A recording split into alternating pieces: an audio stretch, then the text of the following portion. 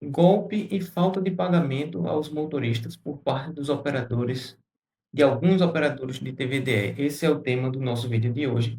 Meu nome é Daniel. Nesse canal eu falo sobre a jornada do investidor TVDE, contando toda a minha experiência como operador TVDE, de maneira que eu possa trazer o meu desenvolvimento e o meu conhecimento e ajudar você que está iniciando nessa jornada também ou que quer saber um pouco mais sobre o segmento. Hoje a gente vai falar sobre um tema sensível, que é a questão de golpes ou falta de pagamento ao motorista por parte de alguns operadores TVDE. Cuidado com as suas escolhas. Qual é o problema que a gente tem aqui que vai tratar nesse vídeo? Vem chegando a mim com uma certa frequência, mais do que eu esperava, mais do que eu queria, casos de atraso ou falta de pagamento por parte de operadores. Esse mês passado chegou um caso para mim que eu queria compartilhar com vocês, de um motorista que não estava a querer devolver o carro ao operador, porque não recebeu o valor que ele fez na semana. A pergunta que eu faço aqui é a seguinte: o que é que vocês fariam nesse caso? Vocês já souberam de algum caso parecido? Já aconteceu com vocês ou com algum amigo de vocês, alguma coisa desse tipo? Me conta o que é que foi que aconteceu com vocês e qual foi a solução que vocês encontraram. Mas aqui eu vou trazer um pouquinho da minha perspectiva para vocês sobre esse tema. A questão aqui é que nem sempre é uma questão de maldade de um operador ou de falta de honestidade. Isso pode acontecer, isso é uma possibilidade sim, mas o que eu vejo, na verdade, são a maioria dos casos não tem a ver com a honestidade em si do operador, tem muito mais a ver com a falta de preparo, de organização financeira, de controle que alguns operadores têm.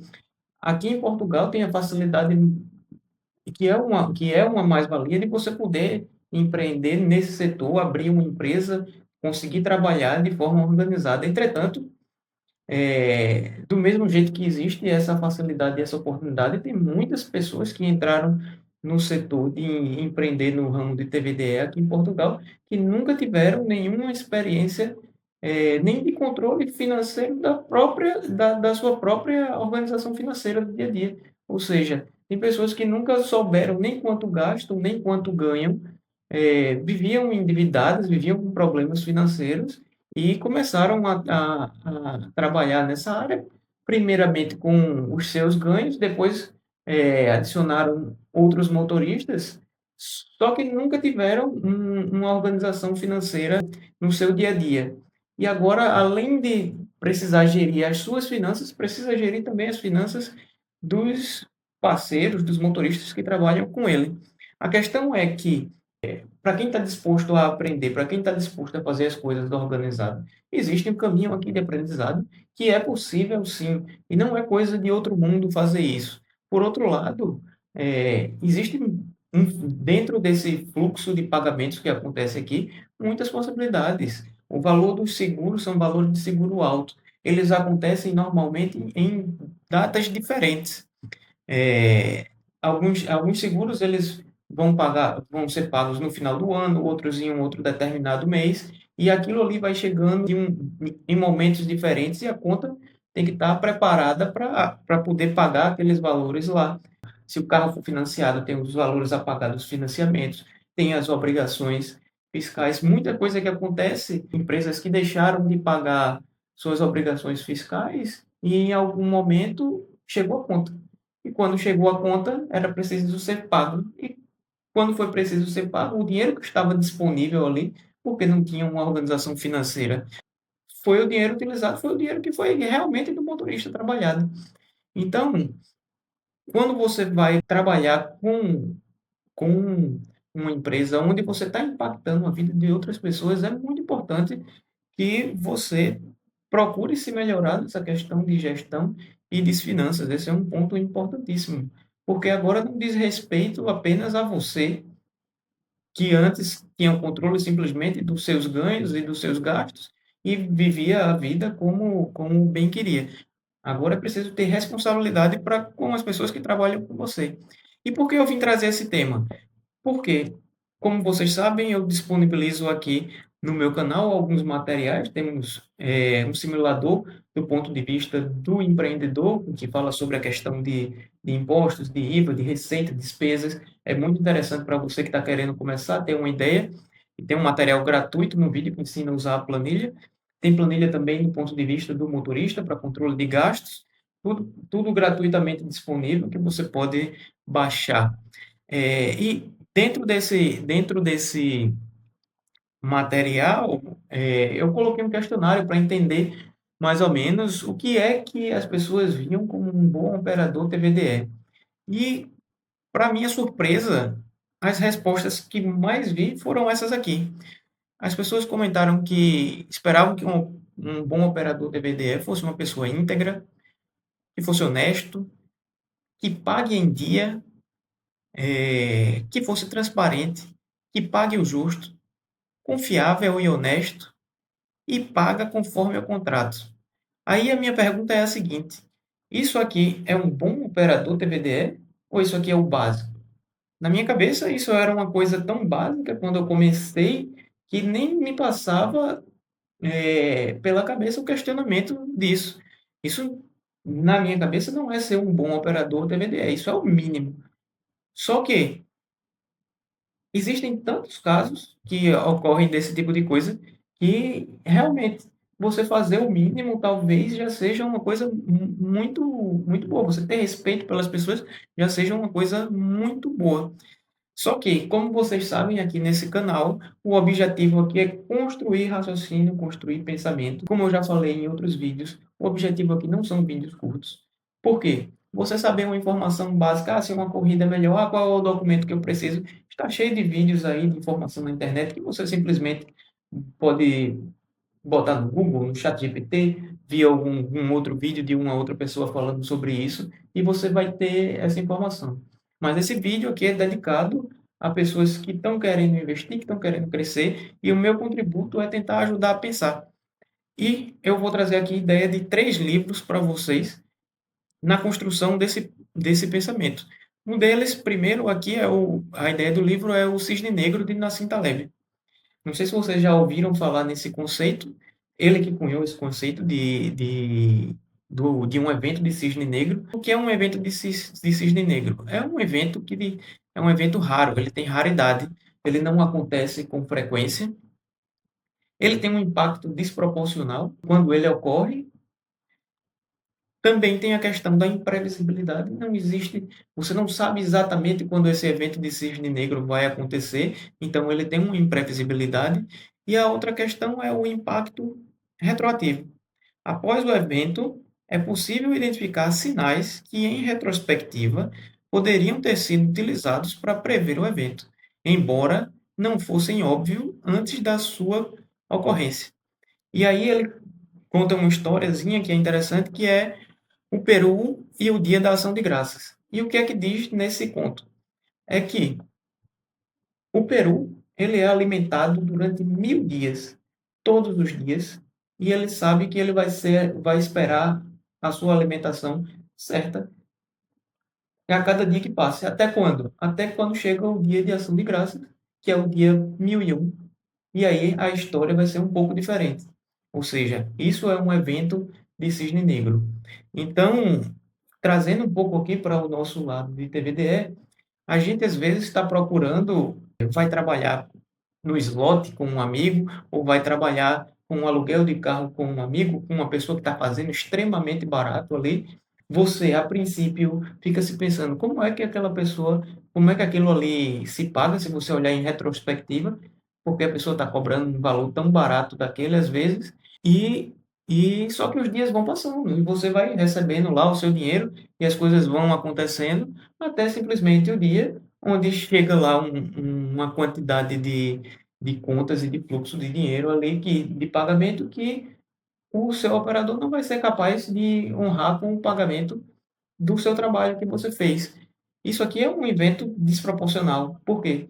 Porque talvez você tenha economizado um pouquinho, um valor pequeno, em comparação ao que você vai perder e o que você pode perder quando acontece uma situação dessa. Eh, então essa aqui eu acho que é uma ideia interessante para se ter. A outra ideia aqui que eu queria trazer era desse livro aqui, o nome está em inglês, porque esse livro aqui ele não tem tradução para português, mas eu gosto muito de tentar trazer essa ideia aqui para vocês, que é o The Unfair Advantage, em inglês, que significa mais ou menos, há uma tradução literal, é a vantagem injusta.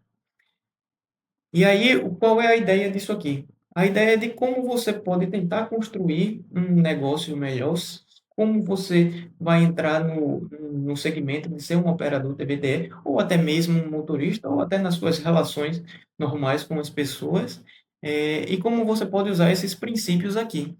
E o que é que diz essa questão da vantagem desleal? Ele começa a ideia essencial do livro, tem muita coisa, mas aqui eu vou trazer algumas coisas que eu acho interessante, é que o mundo ele é injusto. Meritocracia não existe. Meritocracia não existe. Ele parte desse pressuposto. A gente parte de lugares diferentes, a gente tem histórias diferentes. Mas partindo disso, ele coloca a ideia de que você já possui vantagens injustas e que pode aproveitar. E quais são essas vantagens injustas? Essas vantagens são justamente a sua história. O que é que você passou? Isso pode ser tanto do ponto de vista de, eu nasci em uma família abastada, eu tenho muito dinheiro, eu posso investir, eu tenho educação, quanto pode ser do ponto de vista da sua vivência mesmo, do sofrimento que você passou ou de algum problema que aconteceu, que você pode usar aquilo a seu favor e, por você ser uma pessoa única, você pode usar aquilo como uma vantagem, desleal em relação às outras pessoas, porque ninguém é você. Então, só você teve as suas histórias. Então, com base nisso, nós temos algumas vantagens, eh, e algumas habilidades, e temos também desvantagens. E a ideia que ele traz no livro é que a gente deve se concentrar muito mais nas nossas vantagens, do que tentar simplesmente compensar as nossas fraquezas. Por quê? Quando a gente concentra nas nossas vantagens, a gente tem a possibilidade de sair de um nível mediano, porque a gente sabe alguma coisa daquilo ali, já tem uma familiaridade, gosta daquilo, e tornar aquilo excelente. Enquanto que quando a gente está tentando só melhorar, compensar as nossas fraquezas, muitas vezes a gente não consegue chegar nem no nível médio. Do um exemplo que eu posso dar para vocês, como vocês percebem, o meu sotaque é um sotaque, brasileiro, um sotaque arrastado, é um sotaque de nordestino. Eu sou de Pernambuco, sou de Recife. Quando, eu estava no Brasil, eu morei fora do Nordeste por um tempo, e acontecia muito de ter preconceito com o meu sotaque, com o meu jeito de falar, e isso poderia ser um problema. Por outro lado, eu posso utilizar isso como sendo uma vantagem desleal. Por quê? Porque eu do jeito que eu falo, na forma que eu falo, eu tenho a capacidade de comunicar com o povo nordestino, que, tem um senso de comunidade e de pertencimento com base na história, que permite que eu tenha a fluidez de poder conversar com esse público. Eu, por ser pernambucano, sei muito bem como é que se sente um pernambucano quando alguém diz que um bolo de rolo é a mesma coisa que um rocambole. Para vocês não devem nem estar entendendo isso, mas se tiver um pernambucano assistindo esse vídeo aqui agora, ele sabe exatamente do que eu estou falando. Então, eu tenho uma vantagem em relação a esse público. Quando eu entrei no setor de TVDE, eu vou até comentar aqui uma fragilidade minha, que aconteceu era o seguinte, como é que eu vou ser um operador TVDE e vou poder comunicar com as pessoas se, apesar de eu ter dirigido um pouco no Brasil, mas muito pouco, e aqui não ter trabalhado com o TVDE, como é que eu vou comunicar com essas pessoas? Então, se eu ficasse focando em se eu ficasse focando aqui em precisar ir dirigir depois do trabalho que eu tenho, que eu já trabalho uma quantidade eu trabalho em tempo integral. Então, para depois eu ir dirigir algumas horas, era possível que eu conseguisse dirigir 2, 3, 4 horas a mais no dia, isso aqui exagerando muito. E ainda assim eu não ia ficar tão bom quanto você motorista que já está dirigindo há alguns anos, várias horas por dia, 8, 10 horas por dia. Então, eu no máximo ia ficar um motorista mediano para fraco. Enquanto por mais que eu tentasse melhorar essa minha fragilidade. Por outro lado, o que é que eu tentei trazer aqui? Eu tentei trazer as minhas meus pontos positivos. Quais são meus pontos positivos aqui que eu posso trazer para vocês? Eu gosto de ler, eu gosto de falar, eu gosto de me comunicar.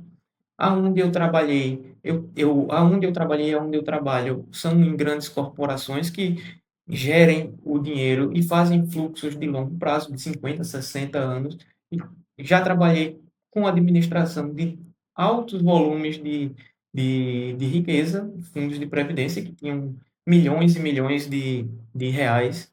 E e isso me dá o conforto de saber que gerir o dinheiro numa operação de TVDE vai ser muito mais simples do que gerir de previdência, que tem uma quantidade de impacto nas pessoas muito grande, com um volume de dinheiro muito grande, em eu focar nas minhas habilidades, na habilidade que eu sempre gostei, que é de ensinar, de dar aula, de tentar fazer o bem.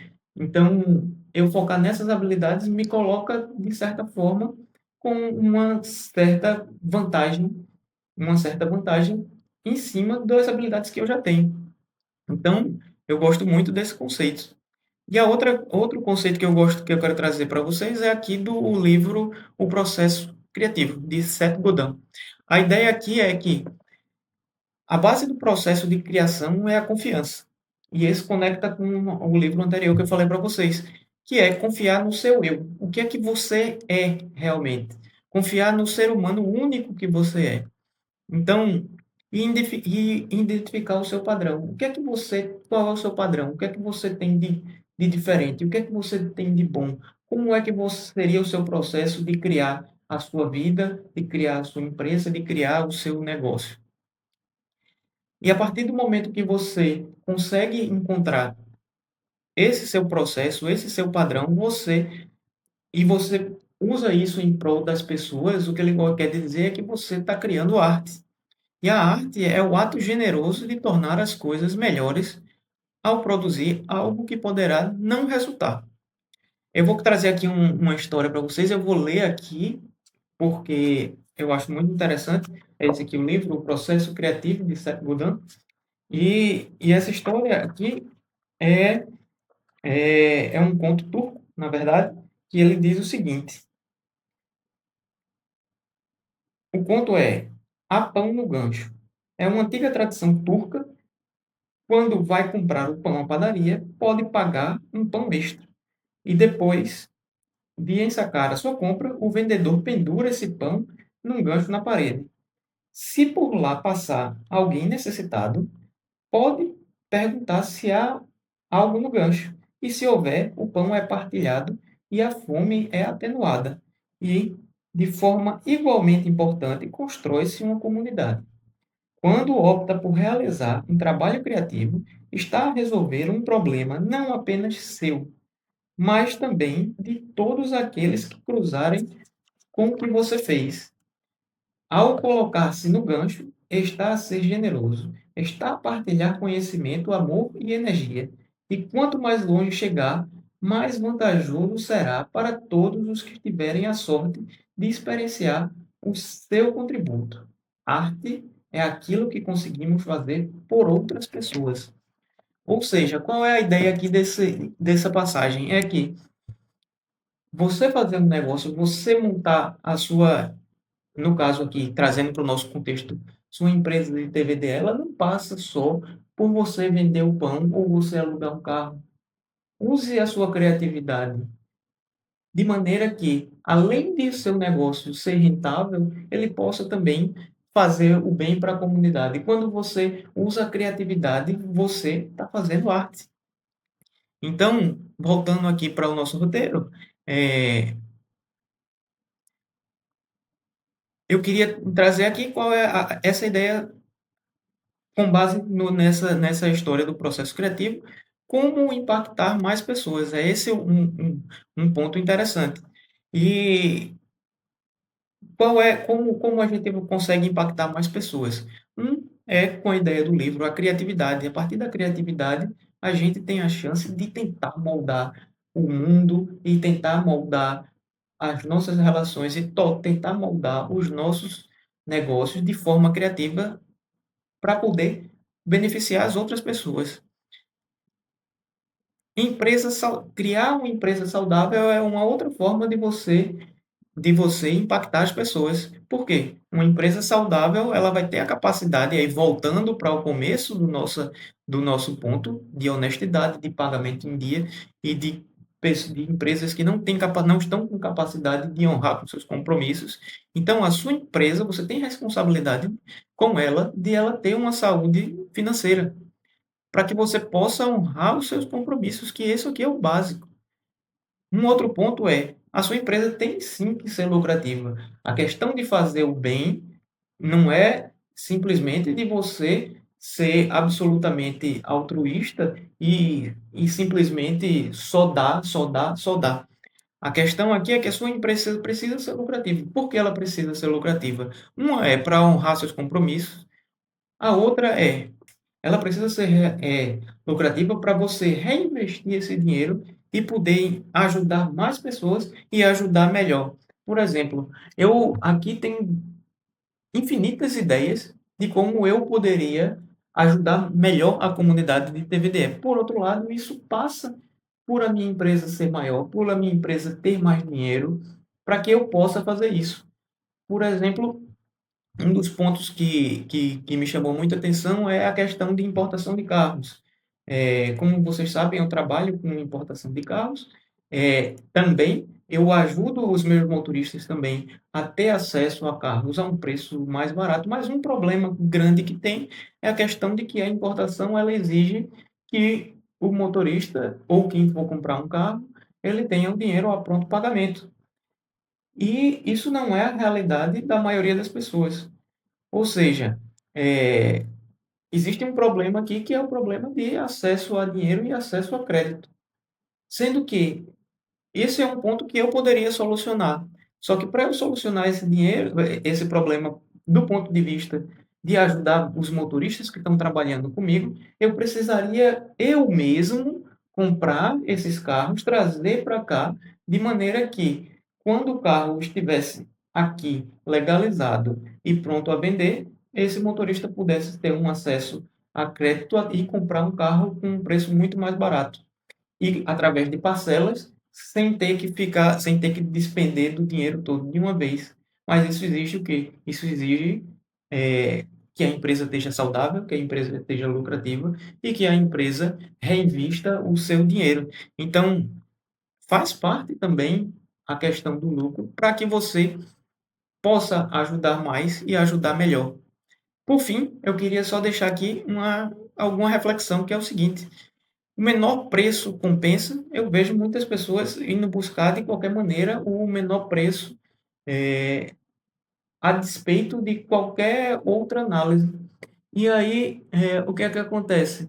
Não passa pela sua cabeça, às vezes, que aquilo ali está barato demais, não tem alguma coisa estranha, como na história lá do Peru e o Dia de Ação de Graças. eh Ele vai estar sempre barato, ele vai estar sempre barato, ele vai estar sempre barato, até que aconteça um evento de cisne negro. E aí você pode o quê? Querer ir tomar satisfação com o operador, você vai ficar com raiva, mas aquele dinheiro pode ser que não tenha nem como voltar.